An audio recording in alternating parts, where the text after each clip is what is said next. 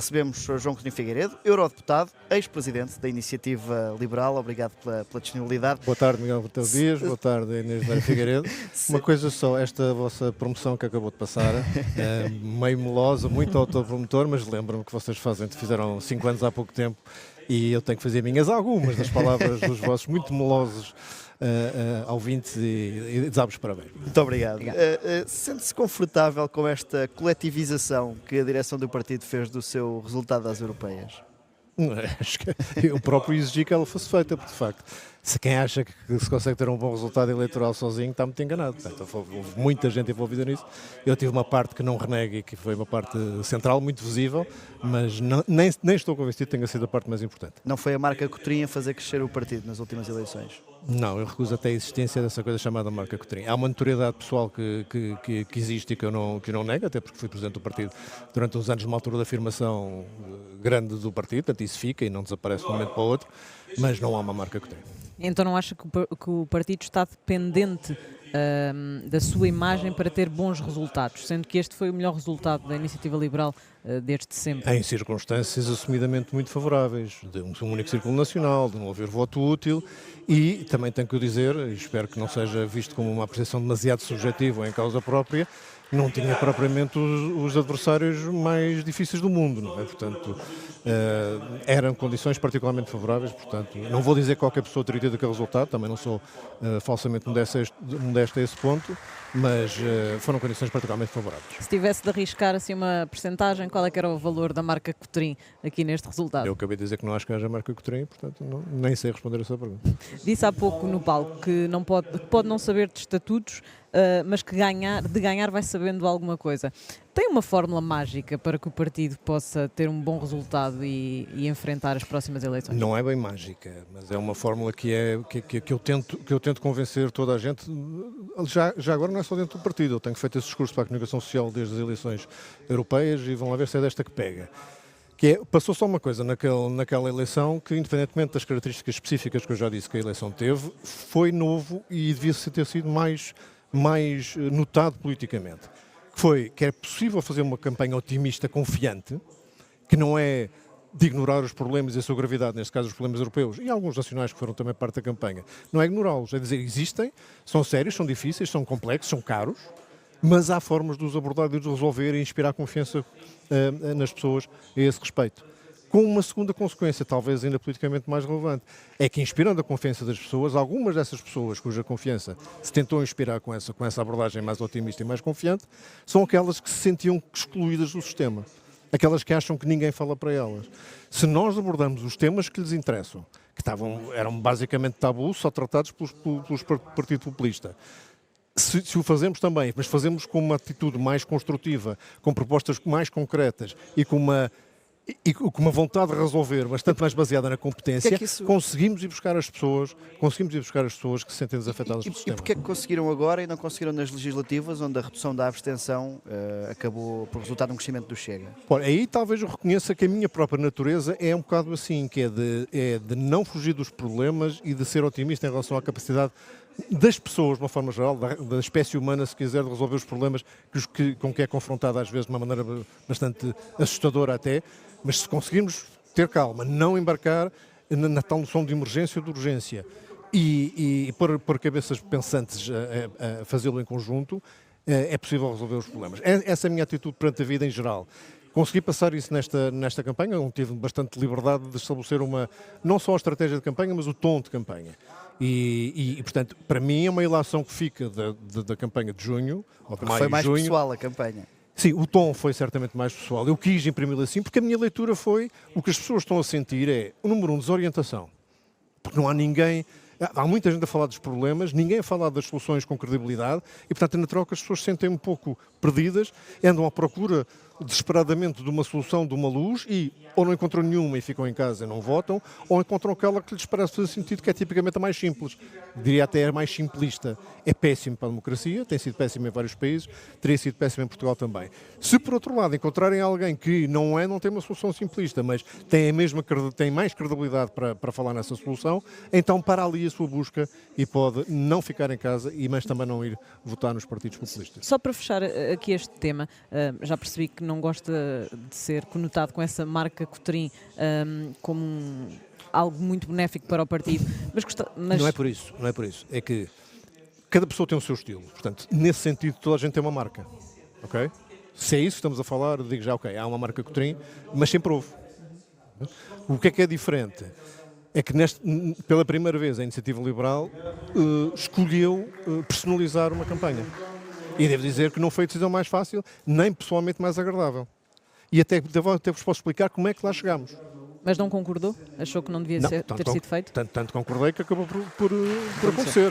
E defendi que devíamos fazê-lo, mas defendia contra gosto. Porque não é nosso DNA, e vocês próprios reconhecem que não é. Nunca tínhamos feito isso. Então porquê é que fizeram a vossa pergunta?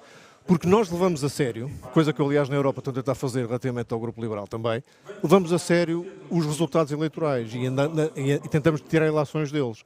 E quando tivemos um crescimento muito significativo de umas forças políticas, tentámos perceber o porquê que isso tinha acontecido. E das várias coisas, foram 5 que identifiquei como tendo sido importantes para esse resultado desse partido, apenas duas eram replicáveis do nosso ponto de vista, do nosso ideário e com a nossa espinha, digamos. E essas duas eram a personalização da campanha e o recurso ao TikTok, até aí não tínhamos feito, também por muita responsabilidade minha, porque não gosto da associação ainda pouco esclarecida entre o TikTok e o Estado chinês. Portanto, até aqui tínhamos resistido a fazer uma aposta desassombrada e forte no TikTok. Passámos a fazê-la nesta campanha, também devem ter dado por isso. Tivemos alguns em várias... Os seus gostos gastronómicos. Alguns gostos gastronómicos, várias línguas, sugestões, enfim, houve várias... Que conseguiu também contribuir para um misto da campanha muito interessante, que era simultaneamente séria, mas bem disposta, digamos Portanto, assim. foi uma análise SWOT pura e dura. Foi tirar ilações. Quer dizer, a coisa pior do que ter uma não vitória ou ter um resultado menos bom é não aprender nada com isso. Porque aí temos um resultado menos bom e não melhoramos para a frente. Só para concluir esta parte, como é que lida com o facto de estarem, de ser dito constantemente que é uma sombra de Rui Rocha? Acha que isso prejudica o Presidente da Iniciativa Liberal? Claro, quem é que gosta de ter uma sombra por cima dele? E só ouço dizer isso fora do partido, devo dizer. Cá dentro não há essa... Nunca ouvi ninguém falar lhe pede nisso. para voltar à liderança do partido? Não. Puxou aqui dos galões para defender o voto na proposta de alteração dos estatutos da direção. Acredita que se a outra proposta for aprovada, o partido corre o risco de mudar o rumo de crescimento? Eu tenho alguma dúvida em atribuir aos estatutos impactos tão profundos como esses. Acho que tem 2 ou 3 disposições mais experimentalistas, cujas reais consequências são difíceis de prever, podem incluir essas, mas também não vou dizer porque são difíceis exatamente de prever. Há uma coisa que eu não gosto, mas não gosto mesmo de uma questão de princípio e de gestão de organizações, sejam elas políticas, sociais ou económicas. Qualquer organização. Não se pode entregar os destinos, portanto, a responsabilidade pela condução de um determinado rumo a uma entidade, individual ou coletiva, uma pessoa ou um comitê, e depois retirar-lhe as ferramentas para conseguir fazer essa execução. E o que é retirar as ferramentas nesse caso? É pedir que todas as decisões verdadeiramente importantes sejam tomadas fora do dito comitê que vai ser responsabilizado pelos resultados. Este divórcio entre o que seria a Comissão Executiva da Iniciativa Liberal e o Conselho Nacional da Iniciativa Liberal parece muito perigoso do ponto de vista da responsabilização. Qualquer Comissão Executiva poderia dizer no fim do mandato: eu até quis escolher outras pessoas, mas foram os núcleos que escolheram. É um bocadinho como o Governo está a fazer com as propostas na Assembleia da República. Mal comparado, sim. Mas acha que esta proposta levaria a uma direção versus oposição interna entre a Comissão Executiva e o Conselho Nacional? Levaria a que haja funções dentro da mesma linha de responsabilidade distribuídas por 2 entidades. Péssimo sinal. Mas depois destas últimas horas, com alguma animosidade em algumas intervenções, como é normal... Foi vivo. Sim, foi vivo. Ainda acredita que é possível estes 2/3? Acredito que serão possíveis 2/3, muito provavelmente só na segunda votação e não na primeira. Ainda gosto de possível. Porque, e é muito importante que quem possa estar a ouvir isto e tenha direito a voto o volte a ouvir, é muito melhor adotarmos a proposta de que emana do grupo do trabalho dos estatutos, com as queixas e com as críticas que possam fazer, do que ficar como estamos. Porque os atuais estatutos já nos estão a limitar em coisas que são importantes. Por exemplo, uma próxima convenção pode ficar bloqueada por falta de quórum, porque está mal feito nos estatutos. Um núcleo, umas decisões importantes estratégicas nas regiões autónomas das Açores ou Madeiras pode ficar bloqueada porque não há um núcleo regional. Mas só para esclarecer... Os núcleos territoriais podem ficar bloqueados na sua operação, e são importantes, como acabámos de ver, porque não é possível cooptar dentro dos grupos. Mas a de proposta, coordenação. por exemplo, dos estatutos mais liberais, seria mais benéfica do que o partido ficar com os atuais estatutos? Não, porque é demasiado experimentalista. Eu aí nesse risco não gostaria de correr. Vamos passar para o seu novo cargo, eurodeputado. Foi candidato durante algumas horas à liderança do grupo parlamentar do Renovar Europa, a família europeia da Iniciativa Liberal. O que é que correu mal nesse processo? Eu já tive a ocasião de esclarecer publicamente, mas pelos vistos não o suficiente, que não foram umas horas. As horas foi o que foi público em termos dos comunicados, mas na realidade isso passou a ser tudo entre a manhã de sexta-feira e o fim do dia de segunda. Que era Mas a a data... oficialização foi só, Foi. só com o Portanto, comunicado, não é? vocês tiveram conhecimento Pois, exato. durante algumas horas, o processo foi bastante mais longo e ocorreu de facto nesse fim de semana em que estava a ocorrer um conselho do ALDE, do Partido Liberal Europeu, em Vilnius, na Lituânia, e logo na sexta-feira foi considerado útil que o ALDE tivesse um candidato próprio, porque o ALDE representa 2/3 dos lugares do Renew no Parlamento Europeu e nunca se assumiu como a principal força política, tendo entregado essa condução ao grupo parlamentar francês, ou à delegação francesa, que entretanto tinha perdido muito do seu peso por força dos resultados eleitorais em França nas eleições europeias. E portanto, a falar do partido de Emmanuel Macron. Sobretudo, mas houve outros também que também não tiveram um excelente resultado dentro da delegação francesa como um todo. Basicamente passaram de cerca de 22 deputados para 13, portanto foi uma queda muito grande, muito significativa e portanto deixaram de ter o peso que justificou a solução política que se adotou em 2019, na última eleição, no início do último mandato europeu. E portanto, a primeira decisão era que íamos ter um candidato e depois quem era. E eu, um bocado inocentemente, pus-me à frente por isto. Essa é a tal relação entre as eleições dos resultados eleitorais. Também disse que era fundamental que o Renovar Europa e o ALDE, dentro do Renovar Europa, tirassem eleições dos resultados das eleições europeias, onde passámos de cerca de 103 lugares no Parlamento, para cerca de 80. Depois ainda teve oscilações posteriormente. Mas foram 20% dos lugares e ninguém parecia muito preocupado em tirar eleições, porque é que isso tinha acontecido. Portanto, vejamos bem, eu por mim falo, acho que tenho as melhores ideias políticas do mundo, acho mesmo. Sou um político convicto, posso ter muitos defeitos, mas digo aquilo que acredito. E em Portugal tive 9% e na Europa perdemos 20% dos lugares. Portanto, são as melhores ideias do mundo e merecem este desfavor dos eleitores. Alguma coisa estamos a fazer mal. Mas também se apresentou convictamente ao cargo e depois retirou. A questão é o porquê. Porquê? Porque fui verdinho. Porque o que eu achei que, tendo o apoio que tive da direção do ALDE nesse fim de semana em Vilnius, isso era suficiente para levar os partidos do ALDE atrás. Não foi. Portanto, na segunda-feira percebi que boa parte dos apoios dos partidos que tinham dito um NIM em Vilnius, e alguns deles até um bocadinho mais que nem um sim, relativamente entusiásticos, dependiam uns dos outros e dependiam das conversas que entretanto foi havendo, dos partidos que estavam fora do ALDE e que iam votar também para a presidência do Renew. Na Europa é preciso um bocadinho mais do que... É preciso conhecer quem é que efetivamente tem os cordéis do poder na mão e neste caso devo dizer que posso pôr a maior parte da responsabilidade no FDP. Foi contra o apoio do governo português à candidatura de António Costa ao Conselho Europeu. Luís Montenegro... É um dos temas fetiches do Miguel Pinheiro. Luís Montenegro exagerou na forma como se envolveu neste processo.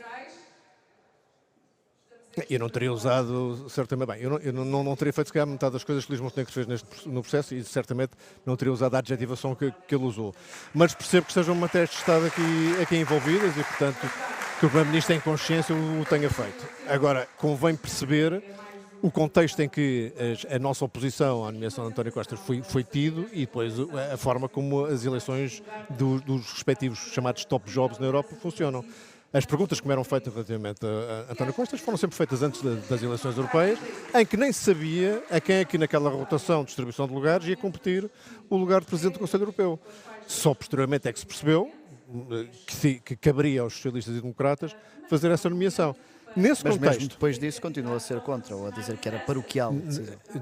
sim, continuo a achar que ficar muito satisfeito só por ser um português a ocupar determinado lugar, acho que para mim não é o principal critério, é um critério importante.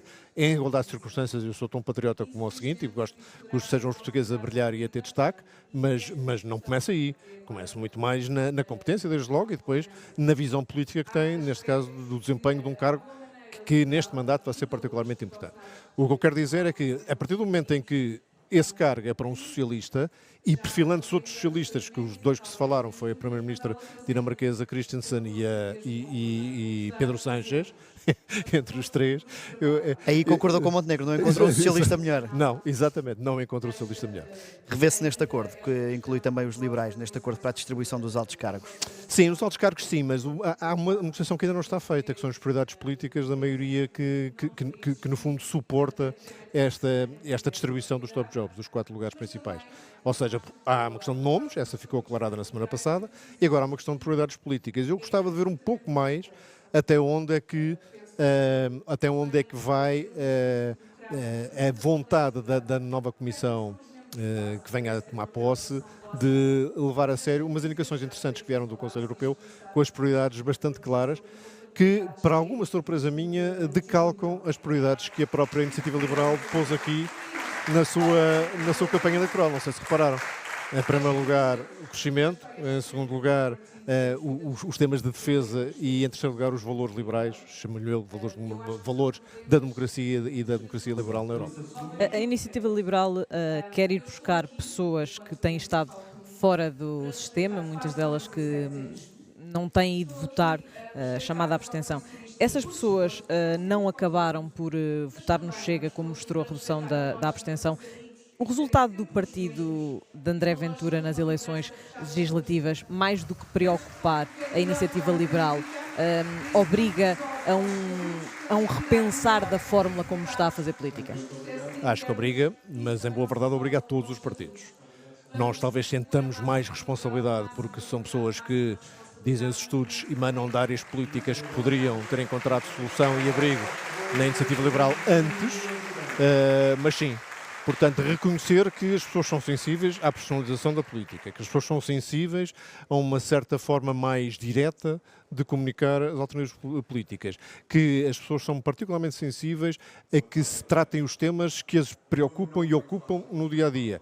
Reconhecer isto tudo é um exercício de lucidez, de autocrítica também em algum caso, que deve levar a alterações da ação política que, em nossa opinião, podem conduzir àquilo que eu comecei por sublinhar, que é possível, com otimismo, confiança, competência e com ação política deste tipo, ir buscar essas pessoas. Não é uma inevitabilidade, nem em Portugal, nem na Europa, conseguir limitar o crescimento dessas forças. Agora, depende muito dos políticos da área democrática com capacidade de fazer isso, descerem do seu cavalinho branco, irem ao terreno, aprenderem com os erros e fazerem diferente. Entrar nas redes sociais. Não, há uma série de coisas. Podemos estar aqui, também não vou revelar a estratégia toda, que não só para a Iniciativa Liberal, mas para o Renovar a Europa, eu gostaria que se aplicasse. Mas há muita coisa a aprender. Há muita coisa a aprender. E quem não o faz, depois não pode eximir-se a responsabilidade de poder ter feito mais, poder ter feito mais autocrítica e não ter conseguido na altura certa. Só para terminar, o Rui Rocha pediu pressa na privatização da TAP aqui no discurso, mas não deixou muito mais críticas ao Governo. Que papel é que a Iniciativa Liberal pode ter no próximo Orçamento do Estado e, se mesmo sem ter os votos decisivos para o aprovar, tem mais força neste momento para colocar medidas liberais no Orçamento do Estado? Acho que a sua análise é essencialmente correta. A partir de determinada altura, depois de algumas semanas iniciais titubeantes, o Governo começou a produzir legislação que vai genericamente naquilo que seria o caminho que a Iniciativa Liberal também tomaria. Fica sistematicamente curto ou não consegue sistematicamente retirar alguns dos aspectos mais intervencionistas e mais convencionais, digamos, da forma de fazer política. O exemplo mais claro é sempre a saúde, onde faz uma série de alterações à forma de funcionamento do modelo, mas não vai à essência do problema. Porque é que nós temos o problema da má afetação de recursos?